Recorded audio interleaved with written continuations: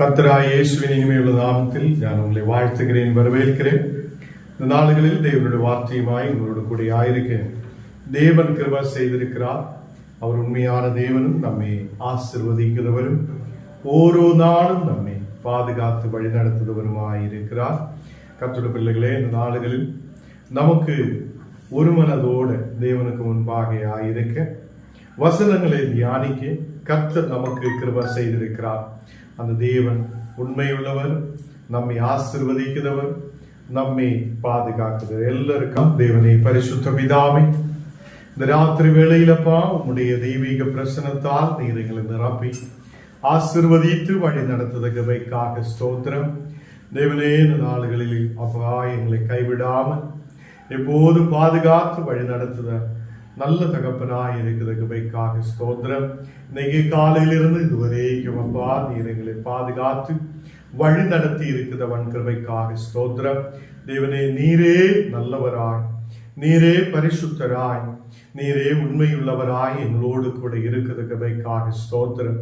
உம்முடைய தெய்வீக பிரசனத்தால் நீர் எங்களை நிரப்பும், பரிசுத்த ஆவியால் நீர் எங்களை நிரப்பி வழி நடத்துத நல்ல தகப்பனாய் இருக்கிறதுக்காக ஸ்தோத்திரம். இன்னைக்கு கடந்து வந்திருக்கிற ஒவ்வொரு மக்களையும் நீர் ஆசீர்வதித்து பலப்படுத்துவதற்காக ஸ்தோத்திரம். எல்லா இடங்களிலும் இந்த நாடுகளிலப்பா உம்முடைய பாடுகளையும் கஷ்டங்களையும் சிலுவையின் பாடுகளை நினைக்கிற இந்த நாடுகளில் எல்லா மக்களும் ஆண்டவரே ஆசீர்வதிக்கப்பட, விசுவாசத்தில் பலப்பட, தேவனே ஒரு மன திரும்பலோடு உங்களுடைய பாதத்தில் ஆயிருக்க நீர் கிருபை செய்ததுக்காக ஸ்தோத்திரம். வரவேண்ட எல்லா மக்களையும் உம்முடைய கரத்தில் ஒப்புக் கொடுக்கிறேன். எல்லாரும் நீர் ஏற்ற நேரத்தில் கொண்டு வருவதற்காக ஸ்தோத்திரம். அநேக மக்கள் ஊழியங்களுக்காக புறப்பட்டு வர நீர் கிருபை செய்யும். அநேக கிராமங்கள், பட்டணங்கள் ஒரு நல்ல ஆவிக்குரிய ஊழியங்களை எழுப்ப ஆண்டவரே அநேக மக்கள் நீர் கூட்டி வருத்ததற்காக ஸ்தோத்திரம். எங்களை முற்றிலும் தாழ்த்துகிறேன், அர்ப்பணிக்கிறேன். இயேசுவின் நாமத்தில் தரபிதாவே, ஆமீன், ஆமீன். கர்த்தர் நம்மை ஆசீர்வதித்து வழி நடத்துவார். ஆண்டவர் எப்போதும் நம்மோடு கூட இருந்து நம்மை வழி நடத்துத நல்ல தகப்பனாய் இருக்கிறார். கர்த்தருடைய பிள்ளைகளே, நாம் போன நாடுகளிலிருந்து கலாத்தியர் 4ஆம் அதிகாரம் அதனுடைய 26ஆம் வசனத்தை தியானித்து வருகிறார். மேலான எருசலேமோ சுயாதீனம் உள்ளவள் என்று நாம் இந்த வசனத்தை தியானிக்கிறார். கர்த்தருடைய பிள்ளைகளே, மேலான எருசலேம் என்றால் என்ன என்று நாம் கற்றுக்கொண்டிருக்கிறார். அதே மாதிரி இந்த உலக பிரகாரமான எருசலேம் என்றால் என்ன என்று நாம் கற்றுக்கொண்டிருக்கிறார். இந்த நாடுகளில் இந்த வசனத்திலிருந்து தியானிக்க அநேகருக்கு ஆழமான சத்தியத்தை புரிகிறார். நாம் அடிமத்தத்துக்கு அல்ல, இந்த உலகத்திலே ஏதோ ஒரு பொருளுக்கு பின்னாலேயோ உலகத்திலே எருசலேமுக்கு பின்னாலேயோ அல்ல, நாம் மேலான எருசலேமுக்கு நேராய் திரும்புத மக்களாய் இருக்கட்டும். ஏனென்றால் வானத்திலிருந்து இறங்கின தேவன் அவர் நமக்காக மனிதனாய் இந்த உலகத்தில் வந்திருக்கிறது. அந்த மனிதனாய் பிறந்தார் இயேசு. அவர் நமக்காக இந்த நாடுகளில் பாடுகளை ஏற்று, கஷ்டத்தை ஏற்று, இந்த நாடுகளில் நமக்காக வெளியாய் தீர்ந்திருக்கிறார் என்று நாம் விசுவசிக்கிறார்.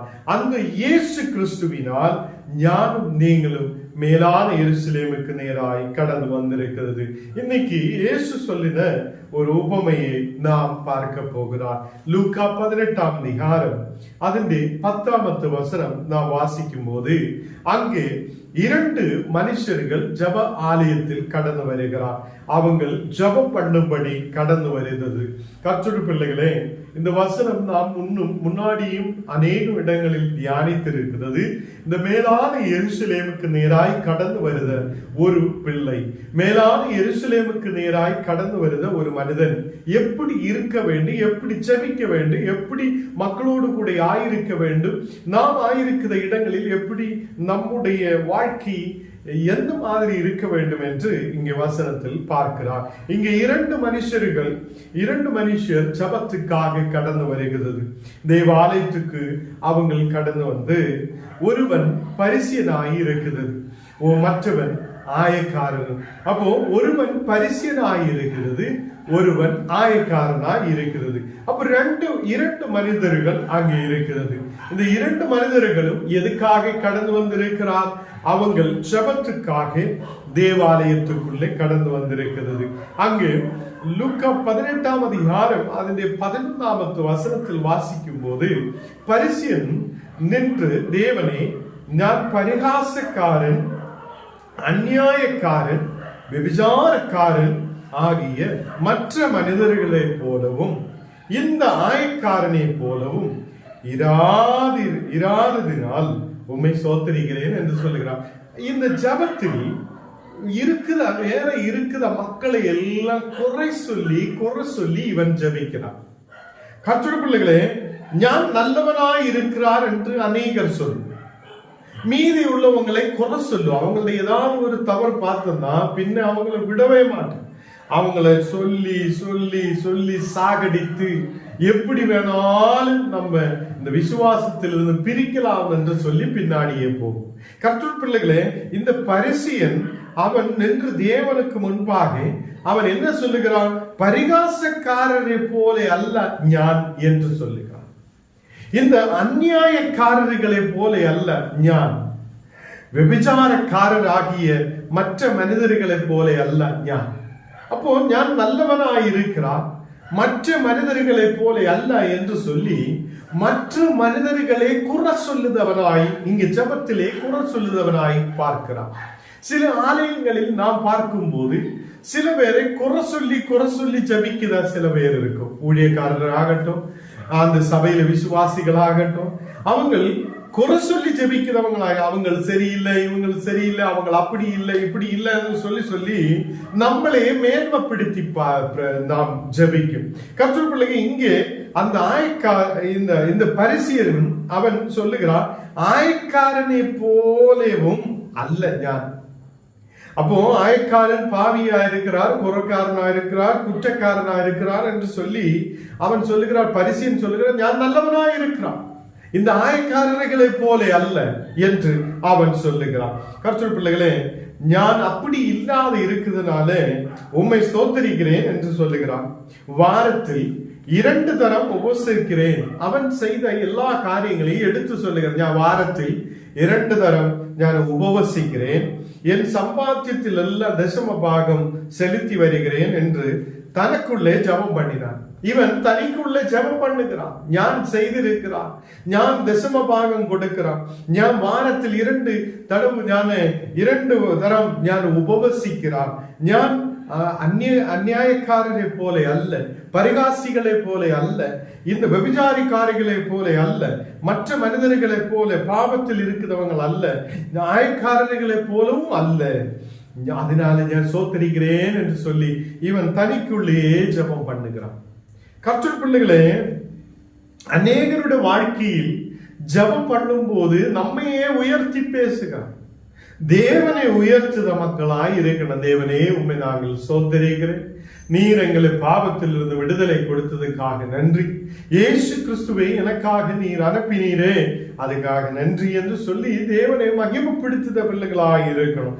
நம்மையே புகழ்ந்து பேசுதவங்களாய் அல்ல, நாம் நல்லபடி இருக்கிறார் என்று சொல்லுவதற்காக அல்ல.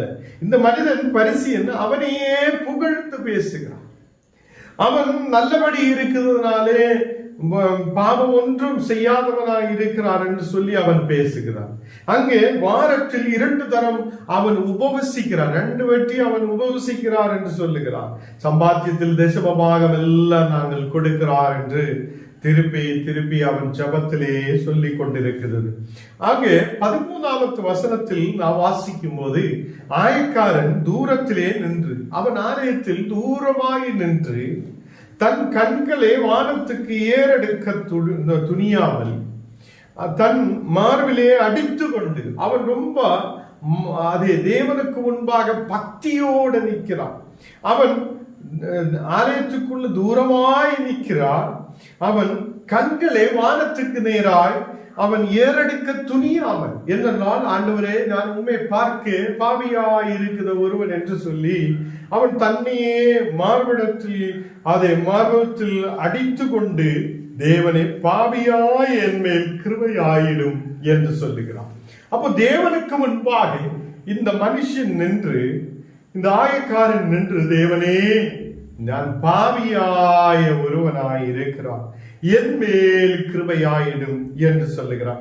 ஒரே ஒரு வார்த்தை தான் அவன் சொல்லுகிறார். அவன் அது செய்திருக்கிறார், இது செய்திருக்கிறார், அப்படி போயிருக்கிறார், இப்படி போயிருக்கிறார், நான் நல்லது செய்திருக்கிறார், தசமபாகம் கொடுத்திருக்கிறார், அப்படி கொடுத்திருக்கிறார், எதுவுமே சொல்லியதில்லை. ஆண்டவரே பாவியாய் என் மேல் கிருபையாயிடும் என்று சொல்லுகிறார். அப்போ இந்த ஆயக்காரன் அவன் தேவனுக்கு முன்பாக அதே ஆலயத்தில் வந்து, ஆயக்காரன் தூரத்திலே நின்று அவன் வானத்தில் கண்களை ஏறெடுக்காமல், அவன் வானத்திலே கண்களை ஏறெடுக்க துணியாமல் அவன் இருந்து, அவன் ரொம்ப மனதுக்குள்ள இருந்து அவன் ஜெபிக்கிறார், தேவனே நான் பாவியாய என் மேல் கிருபையாயிடும் என்று சொல்லுகிறார். தெய்வ பிள்ளைகளே, நாம் மேலான எருசலேமுக்கு நேராய் கடந்து வருத ஒரு மனிதன், உலக பிரகாரம் போகுது அடிமைகள் அல்ல, சாத்தானுக்குள்ள இருக்குது அடிமைகள் அல்ல, சாத்தானுக்குள்ள இருக்குது அடிமைகள் இந்த பரிசீனை போல என்ன செய்யும், இனி உள்ளவங்களை குறை சொல்லிட்டே இருக்கும். அவன் அப்படி இருக்கிறார், இவன் இப்படி இருக்கிறார், அப்படி இப்படின்னு சொல்லி குறைகள் பேசிக்கொண்டே இருக்கும். அவங்கள் அதே அநியாயக்காரராக இருக்கிறார், பரிகாசிகளா இருக்கிறார், அவங்களுக்கு சரியில்லை, அவங்களுக்கு பாவிகளா இருக்கிறார், அப்படி இப்படின்னு சொல்லி பரிசீன் எப்படி எல்லாம் சொல்லியோ நாங்கள் நல்லா இருக்கிறார், நாங்கள் நல்லா இருக்கிறார் என்று சொல்லிட்டே இருக்கிற மக்களா இருக்கும். கர்த்தர் பிள்ளைகளே, நாம் ஜெபத்திலே எப்படி இருக்க வேண்டும் என்று இயேசு உபமையில் சொல்லப்படுகிறார்.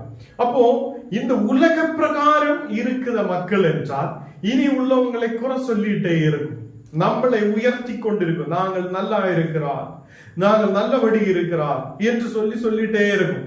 இங்கே இந்த ஆயக்காரர்களை போல நான் செபிக்கட்டும், ஆண்டவரே நீர்தான் பெரியவர், உம்முடைய கிருபை இல்லை என்றால் நாங்கள் இல்லவே இல்லை. தேவனுடைய கிருபையாலே தான் ஞானம் நீங்களும் நிற்கிறார். தேவனுடைய கிருபை இல்லை என்றால் நாம் இன்னைக்கு இந்த சந்தோஷத்துக்குள்ள கடந்து வர முடியாது, நாம் இந்த தேவனுடைய கிருபைகளை பெற்றுக்கொள்ள முடியாது, நாம் தேவனிலிருந்து தூரமாய் இருக்கும். தேவ பிள்ளைகளே, அநேகர் பாவத்தில் இருக்கலாம், அநேகர் குறைகள் இருக்கலாம். இன்னைக்கு உங்கள் நேரம் சொல்லட்டும், தேவனே என் குறைகளை மாற்றும், என் பாவங்களை மாற்றும், தேவனே பாவியாய் என் மேல் கிருபையாயிடும் என்று சொல்லட்டும். அப்படி சொல்லும் போதே தேவன் உங்களுடைய ஜெபத்தை கேட்கிறவராய் இருக்கிறார். இங்கே 14வது வசனத்தில் அவன் அல்ல என்றால் அந்த பரிசீயன் அல்ல, நீதிமானாக்கப்பட்டவனாய் தன் வீட்டுக்கு திரும்பி போனான் என்று உங்களுக்கு சொல்லுகிறேன். அப்போ இந்த ஆயக்காரன் அவன் நீதிமானாக்கப்பட்டவனாய் கடந்து செல்கிறான். எப்படி நீதிமானாக்கப்பட்டிருக்கிறான்? தன்னையே தாழ்த்தி தேவனுக்கு முன்பாக ஒப்புக்கொண்டிருக்கிறார். அல்லேலூயா. நான் எல்லாம் செய்ய முடியும், நான் அப்படி போகும், நான் இப்படி போகும், நான் அது செய்யும் என்று சொல்லிட்டு இருக்கிறவனை அல்ல. கர்த்தருக்கு முன்னாலே நாம் நம்மையே தாழ்த்தி ஒப்பு கொடுக்கும் போது தேவன் நம்மை நீதிமானாக்கி மாற்றுகிறார். இந்த நாடுகளில் 2 மனுஷரை குறித்து நாம் பார்த்திருக்கிறார். ஒன்னு பரிசேயன் சொந்தமையாய் அவன் ஜெபிக்கிறான், அவனுடைய பெருமைகளை எல்லாம் சொல்லி ஜெபிக்கிறான். அந்த ஜெபம் தேவன் கேட்டதில்லை. கர்த்தருடைய பிள்ளைகளே, நாம் மேலான எருசலேமுக்கு நேராய் கடந்து வந்திருக்கும் போது, அடிமையாய் இருந்த இடத்திலிருந்து, பாவத்துக்கு அடிமையாயிருந்த இடத்திலிருந்து மேலான எருசலேமுக்கு நேராய் கடந்து வந்திருக்கும் போது சில காரியங்களை நாம் தியானிக்கணும், கவனிக்கணும். இங்கே சொல்லப்படுற விஷயம் என்ன? நீங்கள் யாரையும் ஜபத்தில் குறை சொல்லக்கூடாது. நீங்க நம்ம தான் நல்லா இருக்கிறார் என்று எப்போதும் சொல்லிட்டு இருக்க கூடாது. அவங்களெல்லாம் குறைக்காது, நல்ல அல்ல, அவங்க சரியில்லை என்று சொல்லிட்டு இருக்க கூடாது. இங்கே நமக்கு பார்க்க முடியுது, ஆயக்காரன் ஜெபிச்ச மாதிரி, தேவனே பாவியாய் என் மேல் கிருபையாயிடும் என்று சொல்லுகிறார். இந்த ஒரே ஒரு வார்த்தையாலே இவன் நீதிமானாக்கப்பட்டிருக்கிறது. கர்த்தருடைய பிள்ளைகளே, அவன் தன்னையே தாழ்த்தி தேவனுக்கு முன்பாக, தேவனே பாவியாய் என் மேல் கிருபையாயிடும், அந்த ஒரு ஜபத்தை தேவன் கேட்டிருக்கிறது. தேவ பிள்ளைகளே, அவன் நீதிமானாக்கப்பட்டவனாய் தன் வீட்டுக்கு திரும்பி போனான் என்று உங்களுக்கு சொல்லுகிறேன் என்று இயேசு சொல்லுகிறார்.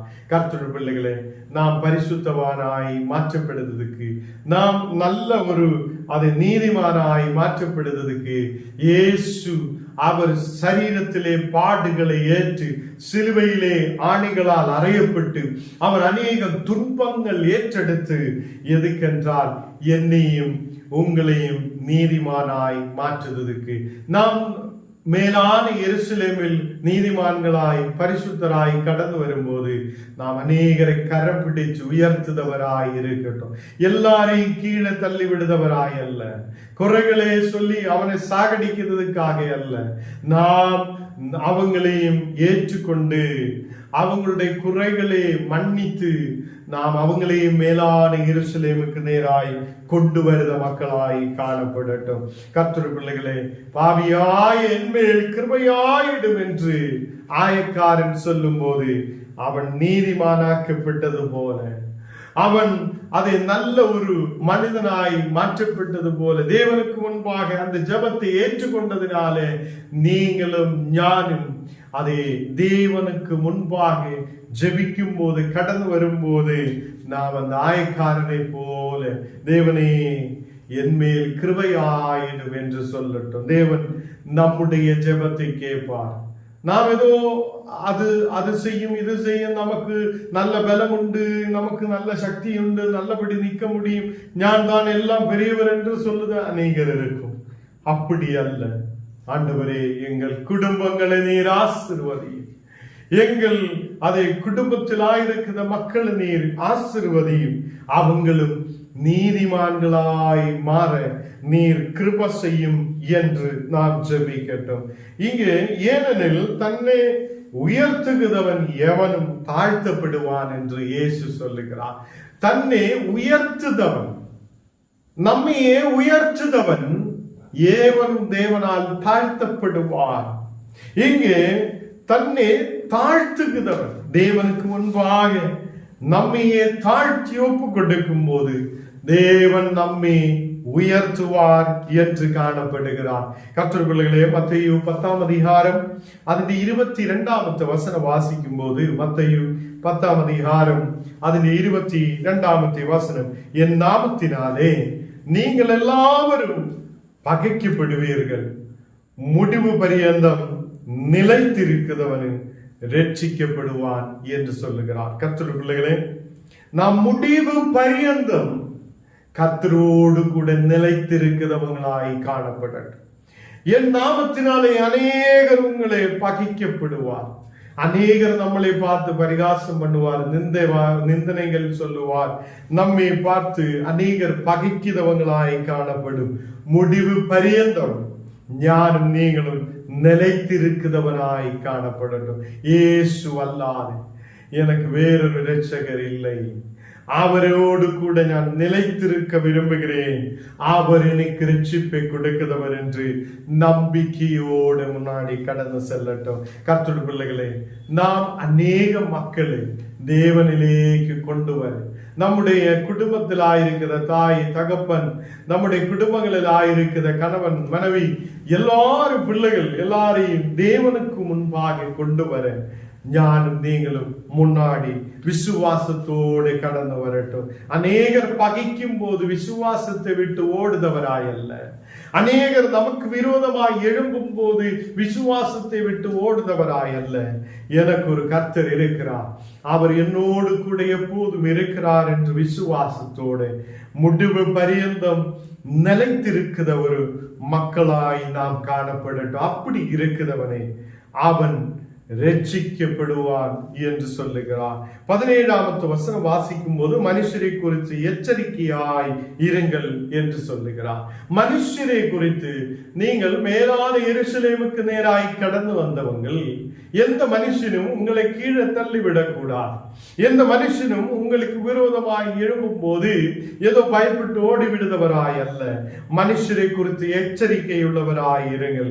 அவர்கள் உங்களை ஆலோசனை சங்கங்களில் ஒப்பு கொடுத்து தங்கள் ஜெப ஆலயங்களில் உங்களுக்கு வாரினால் அடிப்பார்கள் என்று சொல்லுகிறார். அநேகர் நம்மை விசுவாசத்தில் நிற்கிறதுனால அடிக்குவார், இடிக்குவார்.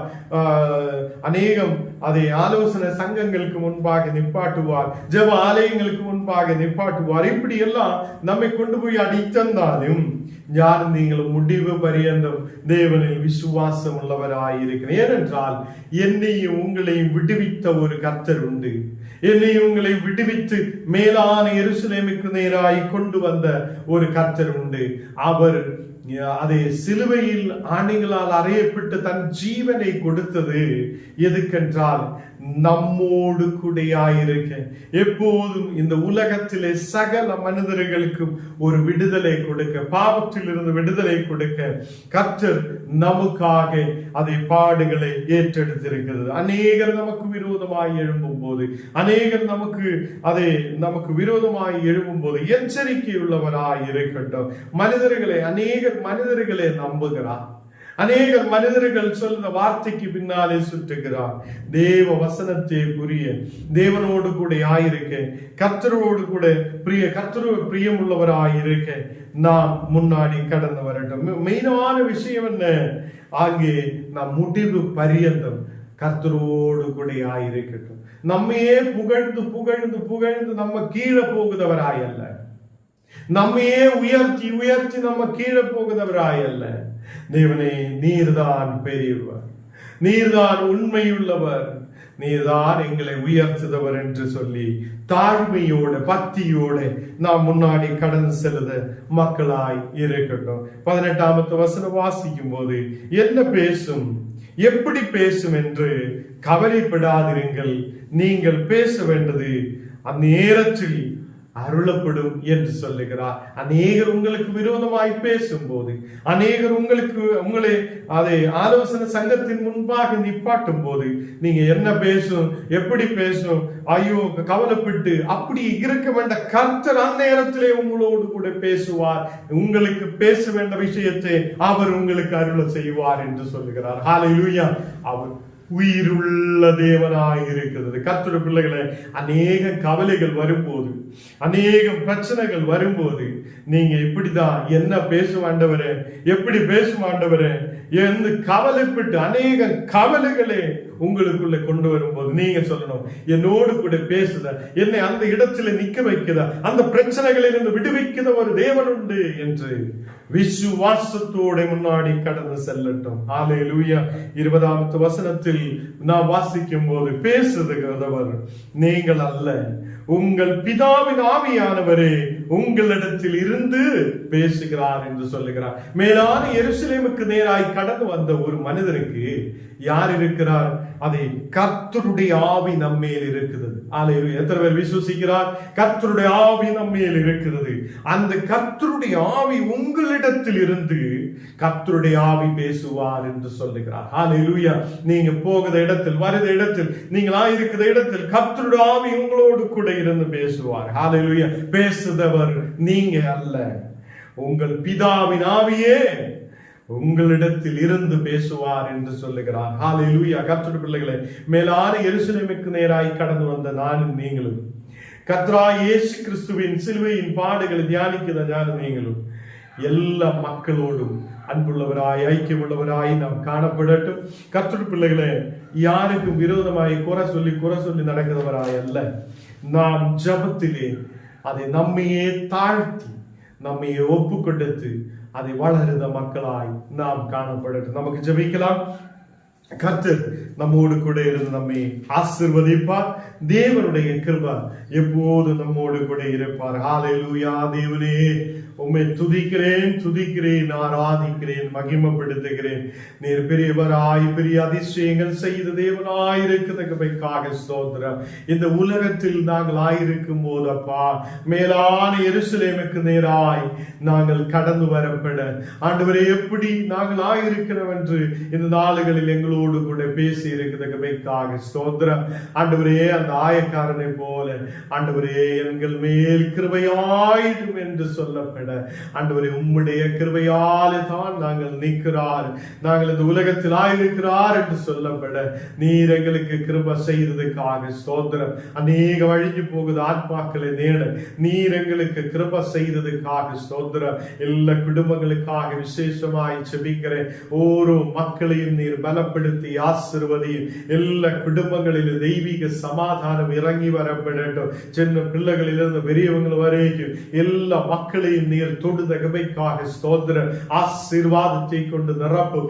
வழிகளை திறக்கட்டும். இந்த மக்களுக்கு தேவையான நன்மைகளை கொண்டு நிரப்பட்டும். இந்த ராத்திரி வேளையில் உம்முடைய பரிசுத்த ஆவி, ஓ தேவனுடைய பிதாவான தேவனுடைய ஆவி ஒரு மக்கள் மேல் ஊற்றப்படுதகமைக்காக ஸ்தோத்திரம். அது எங்களிடத்தில் இருந்து பேசப்படும் என்று இந்த நாளுகளில் வார்த்தைகள் எங்களுக்கு கொடுத்தகமைக்காக ஸ்தோத்திரம். நாங்கள் அந்த வசனத்தின் மேல் விசுவாசத்தோடு ஆயிருக்கிறேன். தேவனே, இந்த உலகத்தில் ஆயிருக்கும் போது உலகத்திலே எருசலேமுக்கு பின்னாலே அல்ல, உலகத்திலே ஏதோ அடிமத்தத்துக்கு பின்னாலே அல்ல, தேவனே உமக்கு பின்னாலே நாங்கள் கடந்து வர நீர் எங்களுக்கு கிருபை செய்ததுக்காக ஸ்தோத்திரம். மேலான எருசலேம் அது சுயாதீனம் உள்ளதாய் இருக்கிறார் என்று உம்முடைய வார்த்தைகளை தியானிக்க நீர் எங்களுக்கு கிருபை செய்து கொண்டிருக்கிறதுக்காக ஸ்தோத்திரம். எல்லா இந்த மக்களையும் ஆசீர்வதித்து பலப்படுத்தும். நாலு தினத்திலிருந்து எல்லா மக்களும் கடந்து வர நீர் கிருபை செய்ததுக்காக ஸ்தோத்திரம். பேஸ்புக்கிலூட யூடியூப்லூட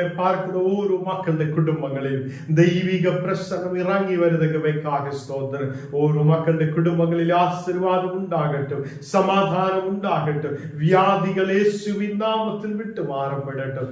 நல்ல விடுதலோடு சௌக்கியத்தோடு ஆயிருக்க கிருபை செய்யும். எங்களை முற்றிலும் தாழ்த்துகிறேன், அர்ப்பணிக்கிறேன். இயேசுவின் நாமத்தில் தரபிதாவே, ஆமேன். பரமண்டலங்களில் இருக்குதா எங்கள் பிதாவே, உம்முடைய நாமம் பரிசுத்தப்படுவதாக, உம்முடைய ராஜ்யம் வருவதாக, உம்முடைய சித்தம் பரலோகத்திலே செய்யப்படுகிறது போல பூமியிலும் செய்யப்படுவதாக.